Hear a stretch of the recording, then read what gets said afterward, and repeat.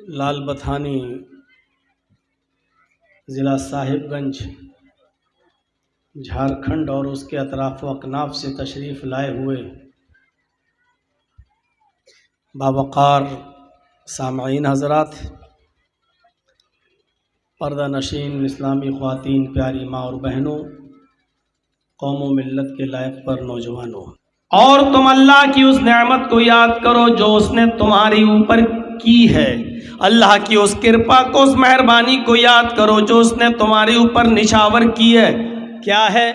इसकुन तुम आदान, कि आपस में तुम एक दूसरे के दुश्मन थे, आपस में तुम एक दूसरे के हरीफ थे, आपस में तुम एक दूसरे के खून के प्यासे थे, आपस में तुम एक दूसरे को मारा करते थे, कत्ल किया करते थे, एक दूसरे की नफरतें एक दूसरे के दिलों में थी। 1400 साल पुराना वो ज़माना, नबी अकरम सल्लल्लाहु अलैहि वसल्लम की आमद से पहले, इस्लाम की आमद से पहले उस ज़माने की तरफ इशारा किया जा रहा है कि तुम अल्लाह की उस नेमत को याद करो कि तुम आपस में एक दूसरे के दुश्मन थे, एक एक रोटी और एक एक बोटी के पीछे एक दूसरे की गर्दन उड़ा दिया करते थे, मामूली बात पर तुम झगड़ा कर लिया करते थे, एक दूसरे के खिलाफ मोर्चे सवाल लिया करते थे। फ़अल्लफ़ बैन क़ुलूबिकुम, तो अल्लाह ने तुम्हारे दिलों में मोहब्बत पैदा कर दी, अल्लाह ने तुम्हारे दिलों में उनसियत पैदा कर दी, अल्लाह ने तुम्हारे दिलों में मोहब्बत व वफ़ादारी व हमदर्दी पैदा कर दी। फ़अस्बहतुम बिनिअमतिही, तो तुम अल्लाह की उस नेमत के ज़रिए, यानी कुरान के ज़रिए या इस्लाम के ज़रिए या अल्लाह की उस नेमत जनाब मुहम्मदुर रसूलुल्लाह सल्लल्लाहु अलैहि वसल्लम की तालीमात के ज़रिए आपस में भाई भाई हो गए। इस तरफ इशारा किया कि पहले तुम्हारी हैसियत क्या थी, पहले तुम क्या थे। अल्लामा शिबली की सीरतुन नबी पढ़िए।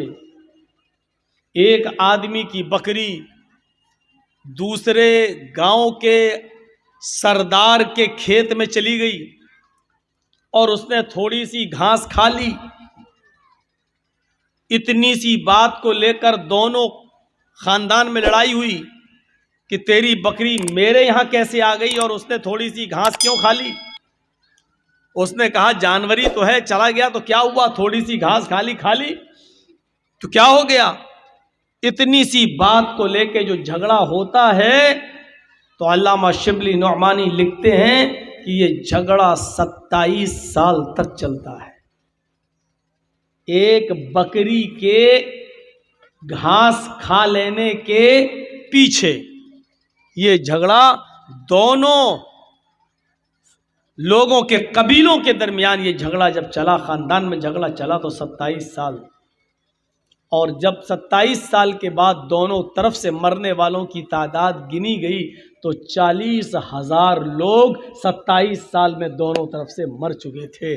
40,000 लोग मर गए लेकिन झगड़ा खत्म नहीं हुआ उस एक बकरी की थोड़ी सी घास खा लेने के पीछे। 27 साल तक जंग चली, 40,000 लोग मर गए लेकिन झगड़ा खत्म नहीं हुआ। उसी तरफ इशारा किया गया, अल्लाह की उस नेमत को याद करो कि तुम आपस में एक दूसरे के दुश्मन थे, तुम आपस में एक दूसरे के हरीफ थे, तुम आपस में एक दूसरे के खून के प्यासे थे। फ़अल्लफ़ बैन क़ुलूबिकुम, तो अल्लाह ने तुम्हारे दिलों में मोहब्बत डाल दी। फ़अस्बहतुम बिनिअमतिही, तो तुम अल्लाह की उस नेमत से आपस में भाई भाई हो गए। वो नेमत क्या है? वो नेमत यह है कि अल्लाह ने इस्लाम नाफिज कर दिया। वो नेमत यह है कि अल्लाह ने मुहम्मदुर रसूलुल्लाह सल्लल्लाहु अलैहि वसल्लम को आखिरी नबी बनाकर भेजा और नबी अकरम की मुक़द्दस तालीमात के नतीजे में तुम आपस में भाई भाई हो गए। या वो नेमत यह है कि तुम कुरान करीम की तालीम की रोशनी में आपस में एक दूसरे के हमदर्द बन गए। तो आइए पहली चीज उठाते हैं, अल्लाह से डरो। डरने की भी अलग अलग कैफियतें होती हैं। अल्लाह से डरने का क्या मतलब? ऐसे करो अल्लाह को कांपते रहो? नहीं, अल्लाह को देखा तो जा नहीं सकता और जब देखा नहीं जा सकता तो डरोगे कैसे? आप अपनी जिंदगी पर नजर डालिए।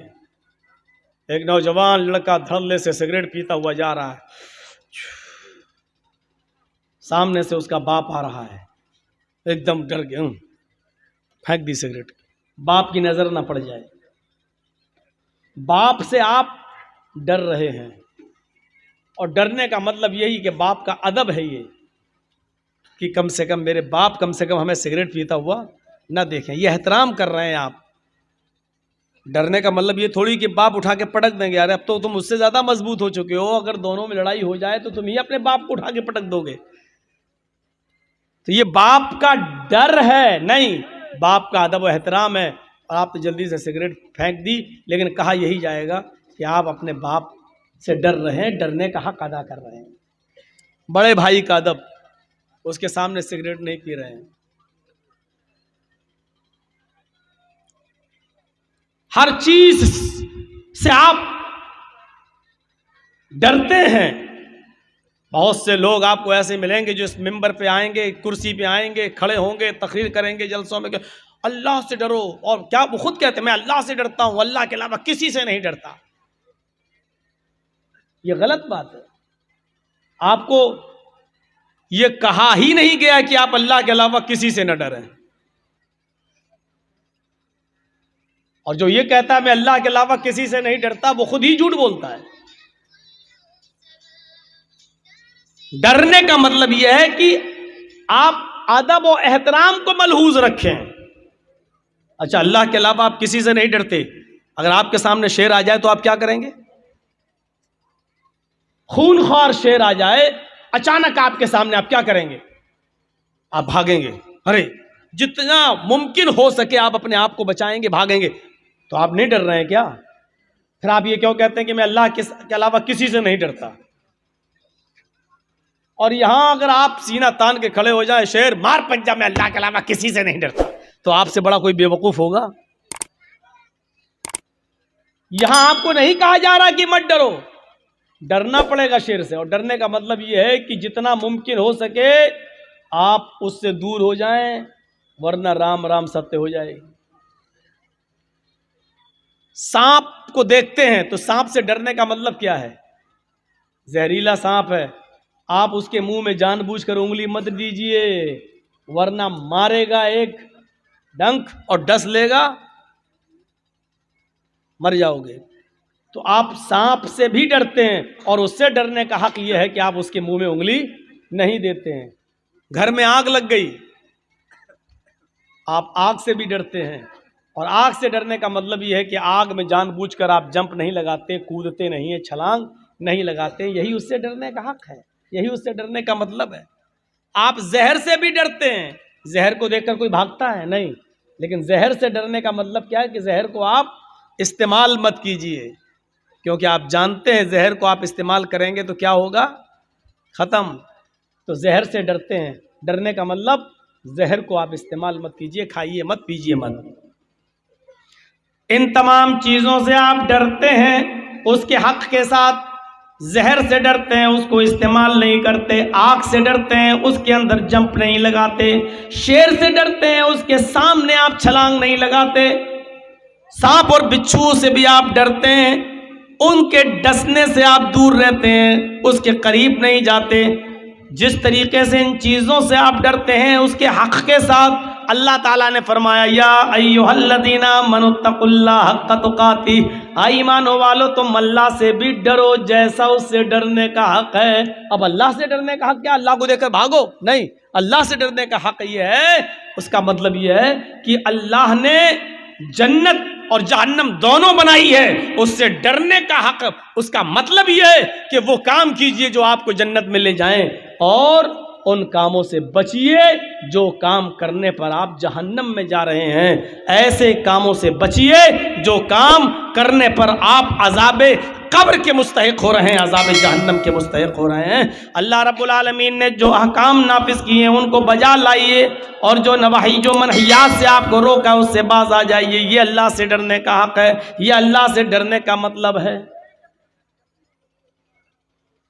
ट्रेन चल रही हो, आप ट्रेन में सफ़र कर रहे हो, ट्रेन में आपने सफ़र किया होगा, देखते होंगे 3 सीटें होती हैं, एक लोअर एक मिडिल, एक अपर। आप सफ़र कर रहे हैं, आपकी सीट लोअर है, नीचे वाली, बीच में एक और आदमी है जो लेटा हुआ है, और अपर बर्थ पर एक और आदमी। रात में गाड़ी चल रही है, रात में आप पेशाब करने के लिए उठते हैं, टॉयलेट जाते हैं, बाथरूम जाते हैं, पेशाब करके आते हैं, तो क्या देखते हैं कि मेरी सीट तो नीचे है, लेकिन मिडिल बर्थ पर बीच वाली सीट पर एक आदमी लेटा हुआ है, बेहोश है, और उसकी जेब में 2000 रुपए के नोट की एक गड्डी है, या 500 के नोट की, 500 के नोट की एक गड्डी है जो उसकी जेब से बाहर आ रही है। आपने देखा है, माशाअल्लाह सब सो रहे हैं, मौका अच्छा है, पूरा कोच सो रहा है, और बीच वाली बर्थ पर लेटे हुए आदमी से 2000 के नोट की गड्डी बाहर आ रही है। आपने फिर एक बार देखा, चोर भी चोरी करने से पहले डरता है, देख लेता है, और जो बंदूक रख के या पिस्टल रख के कहते हैं निकाल जितना, कितना तेरे पास, ये चोर नहीं है, ये डकैत हैं, ये डाकू हैं। तो अब जेब से नोट की गड्डी निकालने से पहले भी आदमी डर रहा है, देख रहा है, देखें कोई देख तो नहीं रहा है, देख ले तो फायदा क्या है। आपने देखा कि सब सो रहे हैं, पूरा कोच सो रहा है, आपने हाथ बढ़ा दिया, 2000 के नोट की गड्डी निकालना चाह रहे हैं, बढ़ा दिया, लेकिन नोट पर आपका कि पूरी दस्तरस हो गई, पूरी कुदरत जैसी पकड़ी नोट की गड्डी, अब बस खींचने वाले हैं। आपने सोचा एक बार और देख लूं, कोई देख तो नहीं रहा है। अचानक आपकी नजर मिडिल बर्थ के ऊपर जो अपर बर्थ है उस पर पड़ती है। क्या देखते हैं कि ऊपर जो आदमी लेटा हुआ है वो आपकी हरकत को देख रहा है। बताइए इस वक्त क्या कंडीशन होगी हमारी और आपकी, या जो भी पैसे निकाल रहा हो उसकी क्या कंडीशन होगी। आप अब निकालेंगे नहीं, जेब में घुसेड़ने लगेंगे पैसे, और ऊपर वाले आदमी से कहेंगे भाई साहब देखो इसका पैसा निकल रहा था, मैं अंदर कर रहा हूं, मैं निकाल नहीं रहा हूं, मैं चोरी नहीं कर रहा हूं, मैं अंदर कर रहा हूं। या दूसरा रास्ता ये होगा, चुप रहो, किसी से कहना नहीं, निस्फुन ली व निस्फुन लकुम, आधा मेरा आधा तेरा, और कोई जरूरी नहीं वो ईमानदार हुआ, नहीं माना तो। तीसरा रास्ता एक और है, वो ये है कि आप उसको आधा पैसा ना दें और नोट की गड्डी भी रखना गवारा ना करें, आप निकाल लें, लेकिन डर है कि ऊपर वाला आदमी शोर ना कर दे, और शोर कर देगा तो पूरे कोच जो हमारा स्वागत करेगी जो जूते चप्पलों से। तो एक रास्ता और है कि नोटों की गड्डी लेकर चलती हुई ट्रेन से हम कूद जाएं और नीचे छलांग लगा जाएं, और ये रिस्क आप लेंगे नहीं क्योंकि इसमें आपकी जान जाने का खतरा है। बस दो ही रास्ते हैं, या तो नोट की गड्डी अंदर कर दें या फिर ऊपर वाले को लालच दे दें। जब एक मामूली सा छोटा सा काम, छोटा सा गुनाह आप करने जा रहे हैं, लेकिन ऊपर वाले आदमी ने इस गुनाह के करते हुए आपको देख लिया है, तो चोरी करने की हिम्मत नहीं होगी। यही अल्लाह से डरने का हक यही है कि एक मुसलमान जब कोई गुनाह के करीब जाए, शराब की बोतल उसके हाथ में हो, तो उसके दिल में और दिमाग में तसव्वुर आ जाए कि सारी कायनात हमें देख रही हो या ना देख रही हो, लेकिन अल्लाह रब्बुल आलमीन की ज़ात मुझे ज़रूर देख रही है। मेरे माँ बाप मुझे देख रहे हो या ना देख रहे हो, लेकिन अल्लाह रब्बुल आलमीन की ज़ात मुझे ज़रूर देख रही है। ये तसव्वुर अगर हमारे दिलो दिमाग में आ जाता है मेरे भाई, और शराब की बोतल हम छोड़ देते हैं, जुआ खेलना हम छोड़ देते हैं, बीड़ी सिगरेट पीना हम छोड़ देते हैं, हर गलत काम करते वक्त ये तसव्वुर आ जाए कि दुनिया की कोई निगाह हमको देख रही हो या ना देख रही हो, लेकिन अल्लाह रब्बुल आलमीन की ज़ात तो मुझे देख रही है, ये तसव्वुर अगर हमारे दिलो दिमाग में आ जाए तो हम गुनाह छोड़ दें। लेकिन ये तसव्वुर आना चाहिए कि अल्लाह की ज़ात हमें देख रही है। ये है अल्लाह से डरने का मतलब। मुआशरे की इस्लाह में सबसे पहली चीज यह है कि अल्लाह का खौफ होना चाहिए, अल्लाह का डर होना चाहिए।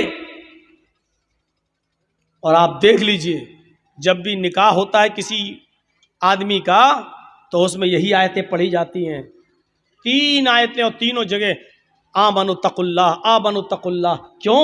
क्योंकि इंसान की पूरी जिंदगी अल्लाह से, तुम शादी तो कर लिए, एक पराई लड़की अल्लाह के कलमे के जरिए अब तुम्हारे ऊपर हलाल हो चुकी है,